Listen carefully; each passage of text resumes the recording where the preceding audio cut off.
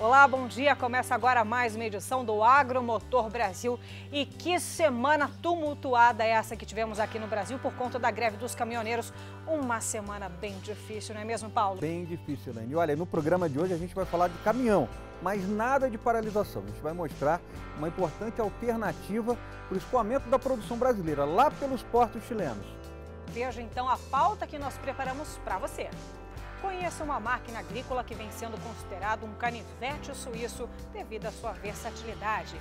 No quadro Super Máquinas de hoje, vamos mostrar um jipão da Mercedes com muito luxo e valentia. E tem um sistema de monitoramento que faz o gerenciamento da frota e de quem as opera. E ainda, entrevista sobre a rota bioceânica, uma alternativa que pode ser uma aliada quando o assunto é o transporte da produção brasileira. Este é o Agromotor que está entrando no campo.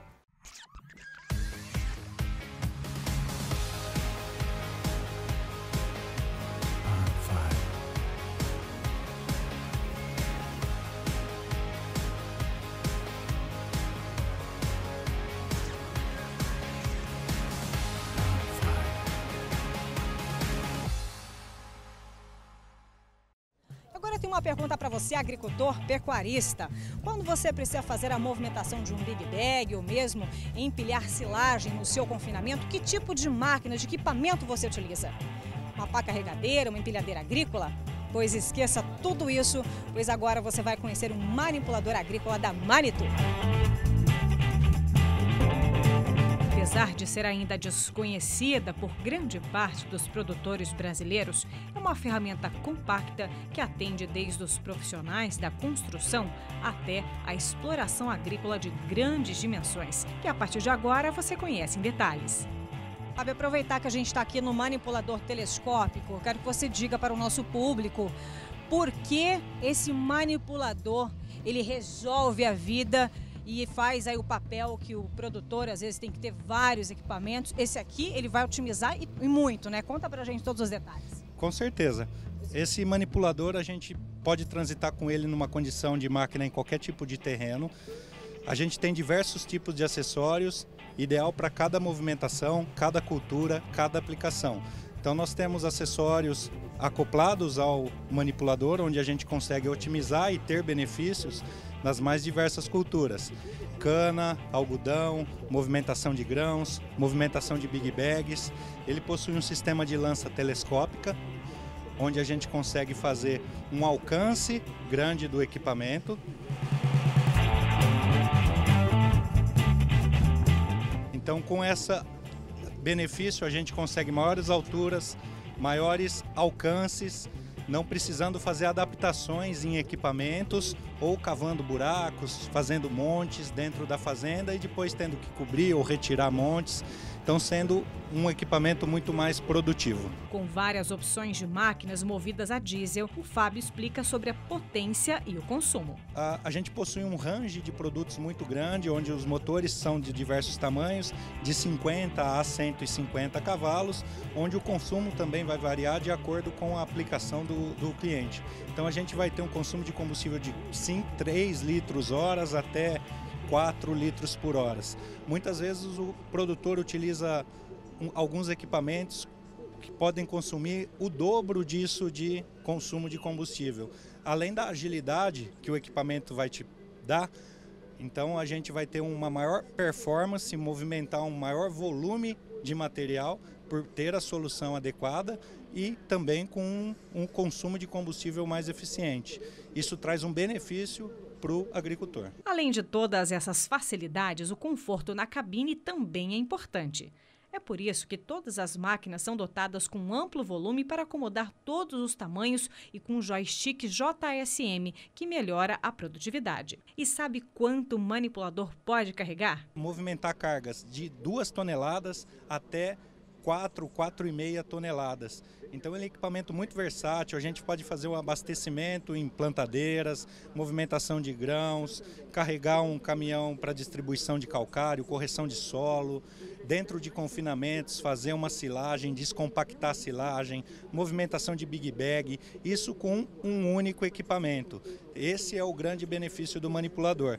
Dificilmente ele vai ficar parado dentro da sua fazenda. a gente sempre acaba achando um trabalho que o manipulador possa estar auxiliando dentro da fazenda. A Manitou, empresa francesa, escolheu há 3 anos o Brasil para expandir os seus negócios, justamente pela força do agro e do profissionalismo dos produtores. As nossas propriedades, as nossas fazendas são muito grandes, maiores do que na Europa, porém muito profissional. Existe muita tecnologia em produtos agrícolas aqui no Brasil e o nosso produto vai casar muito bem, vai fazer muito sentido com essa tecnologia, com esses benefícios que os nossos produtores procuram aqui no Brasil.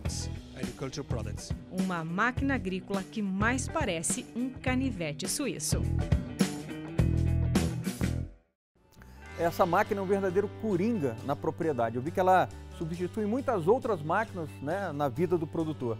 Uma mão na roda, como já dizia um velho ditado popular. E depois do intervalo, vamos falar sobre a rota bioceânica. E ainda hoje, você vai conhecer um sistema de monitoramento da Komatsu. É depois do intervalo.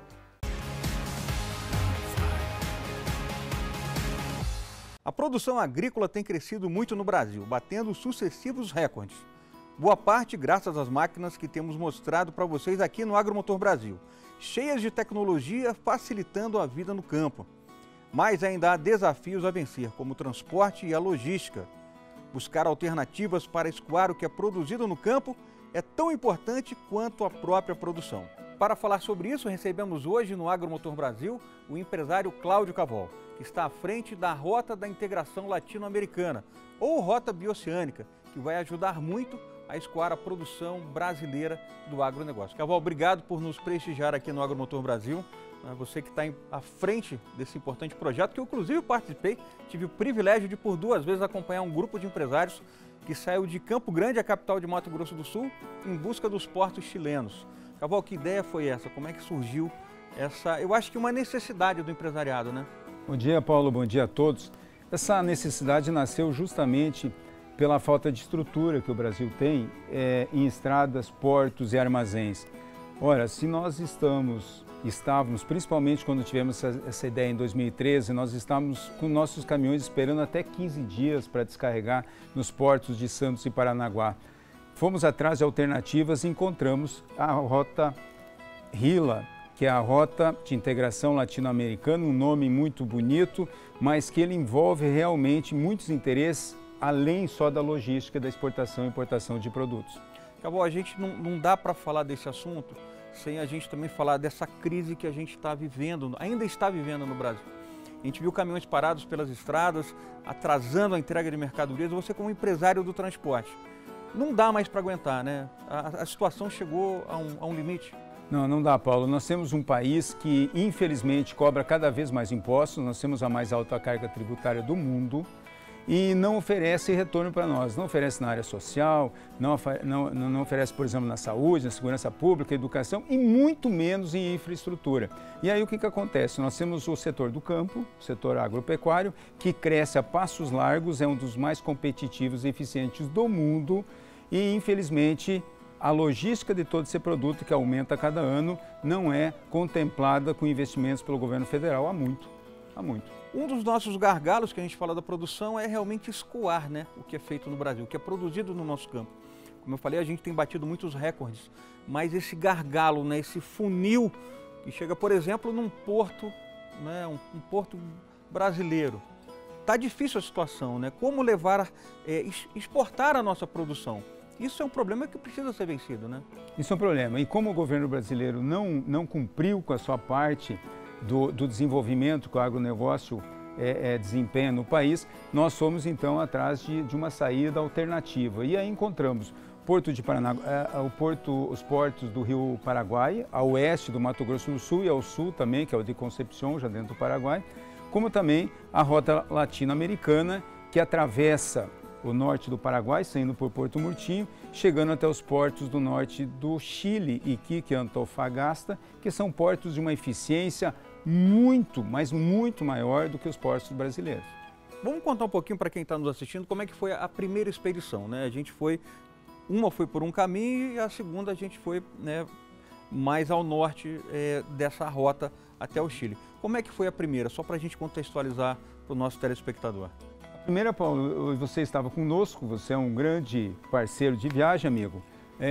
Nós saímos por Corumbá e aí a primeira grande dificuldade, nós com 30 caminhonetes, 102 pessoas a bordo, nós levamos 9 horas para conseguir passar na alfândega do Brasil e da Bolívia e ingressar dentro da Bolívia. Isso já criou um desânimo total.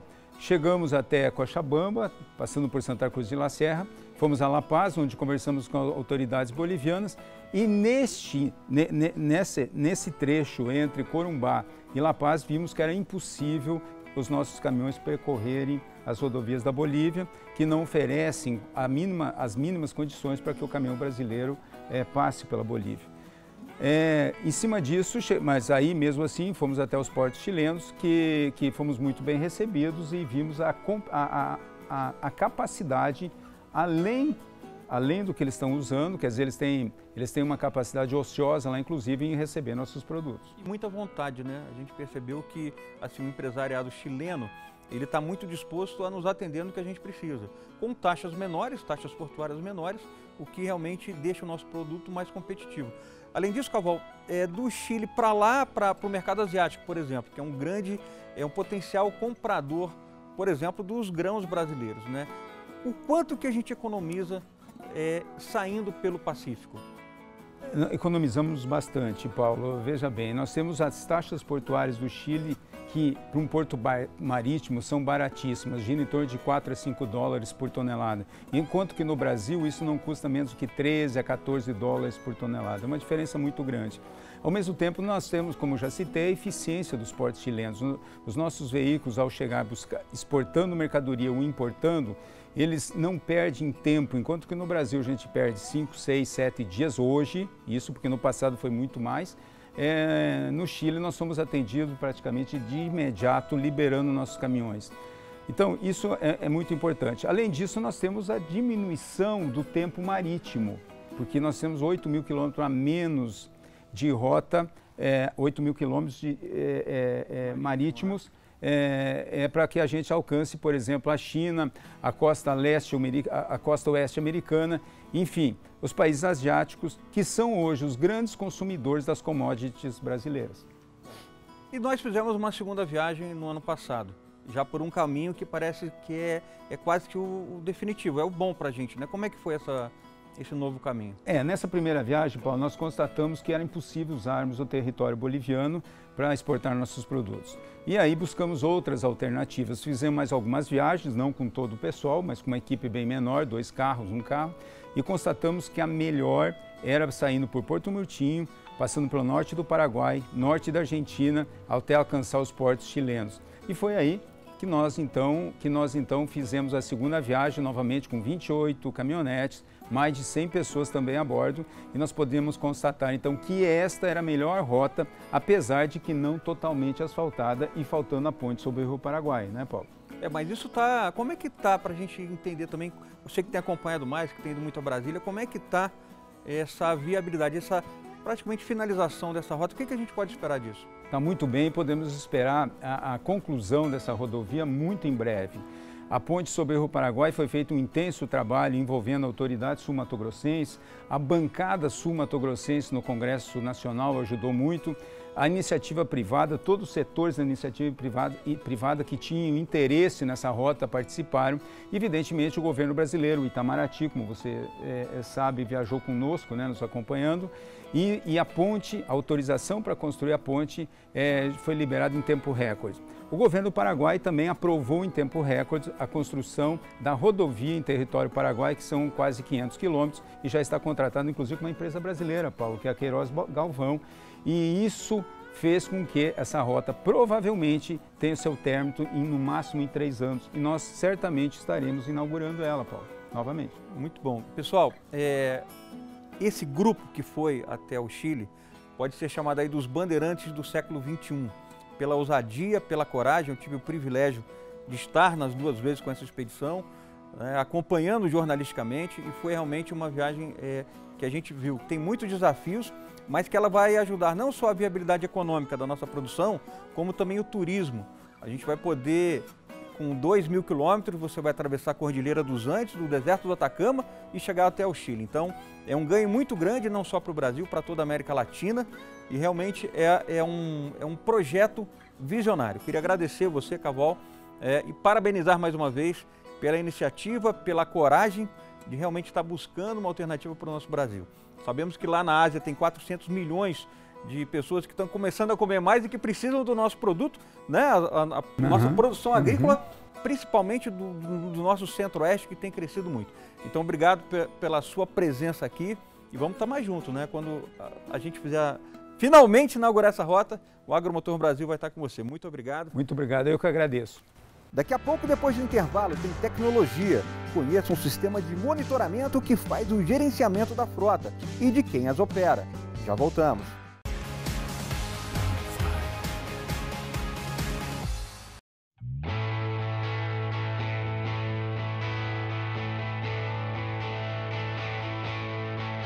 Vamos falar agora sobre tecnologia. Você vai conhecer um sistema de monitoramento que mostra a eficiência tanto da máquina como também de quem está operando. É o Contrax, que chegou no mercado já há algum tempo e você vai ver em detalhes agora.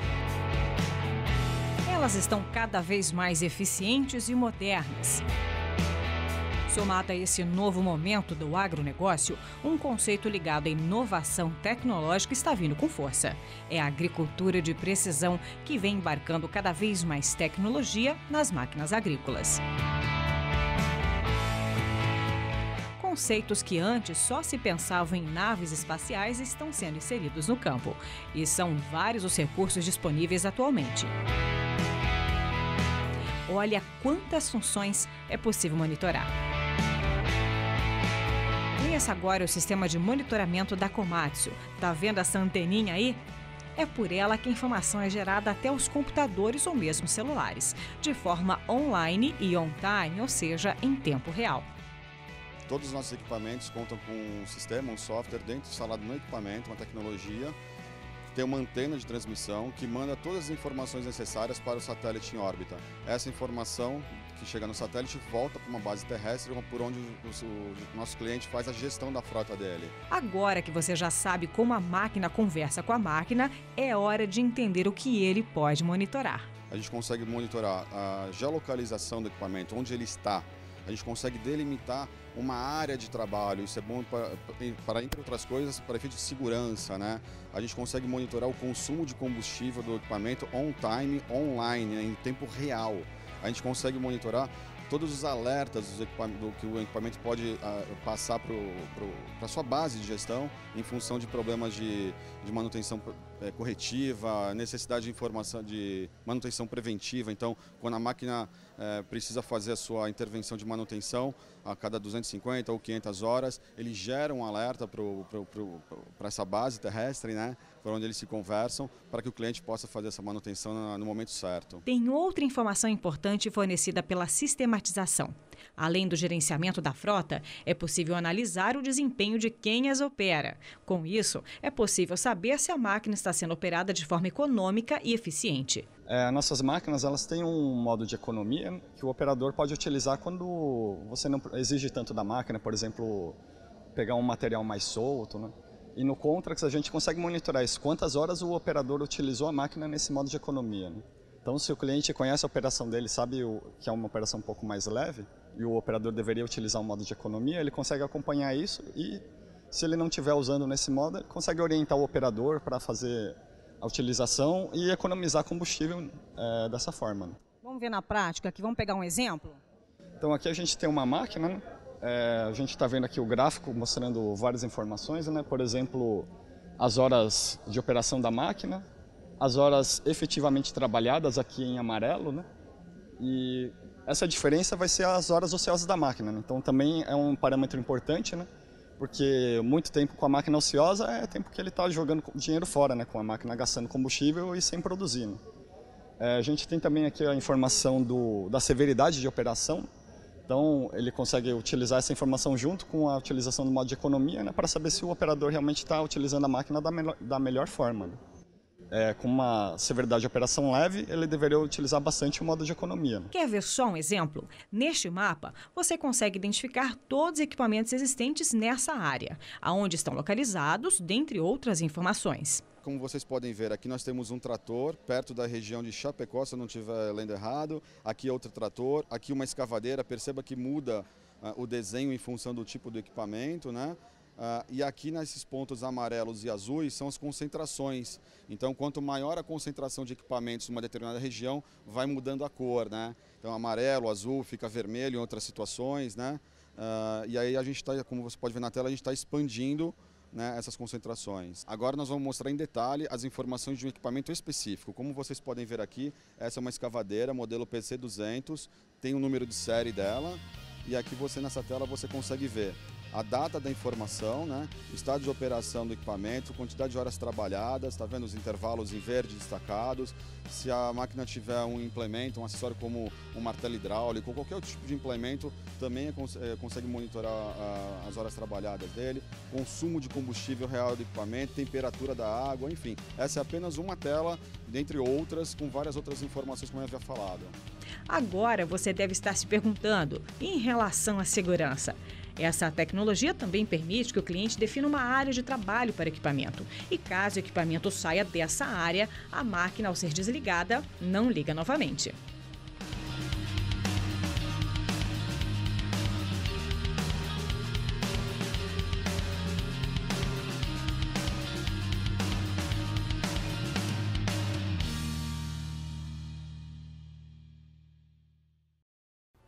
Máquina conversando com máquina já é uma realidade no campo brasileiro.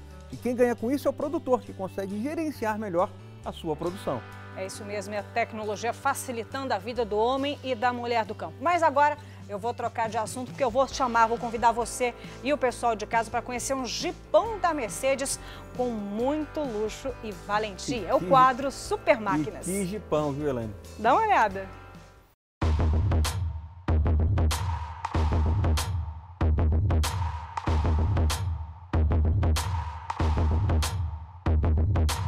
A Maybach, divisão de automóveis de luxo pertencente ao grupo da Mercedes, resolveu chutar o balde e fazer uma reestilização do Mercedes Classe G.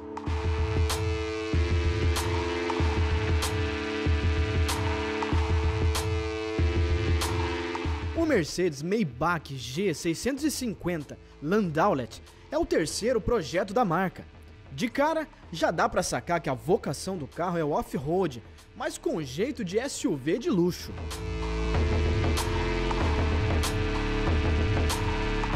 Todo caprichado e cheio de estampas, tem um motor de 6.0 biturbo de 629 cavalos de potência e 101,9 kg de torque. Sim, é muita potência.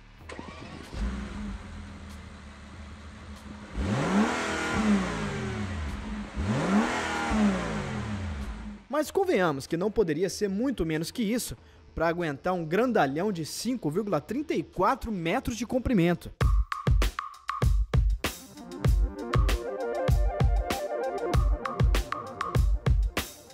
Resumindo, é uma limusine que aguenta qualquer tipo de terreno. Toda a força do modelo é transmitida por uma caixa de redução ligada aos cubos de rodas, que são de 22 polegadas.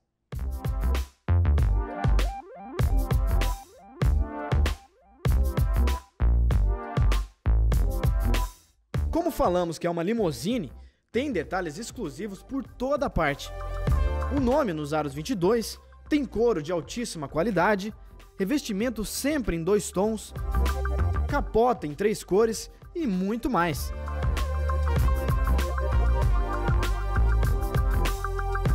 Para o conforto, os assentos são capazes de atingir quase 180 graus de reclinação, com função de massagem.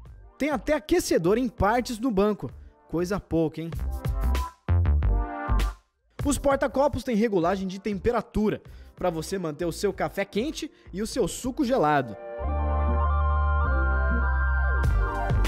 Mesas, 2 monitores de 10 polegadas, vidros que podem ser clareados e escurecidos eletricamente através de um botão e tudo mais do alto requinte.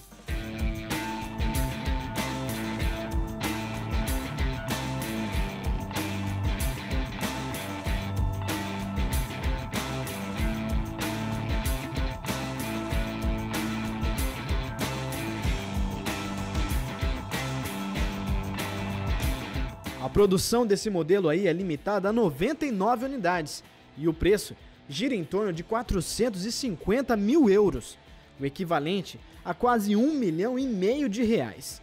Mas convenhamos, vale essa grana toda, né?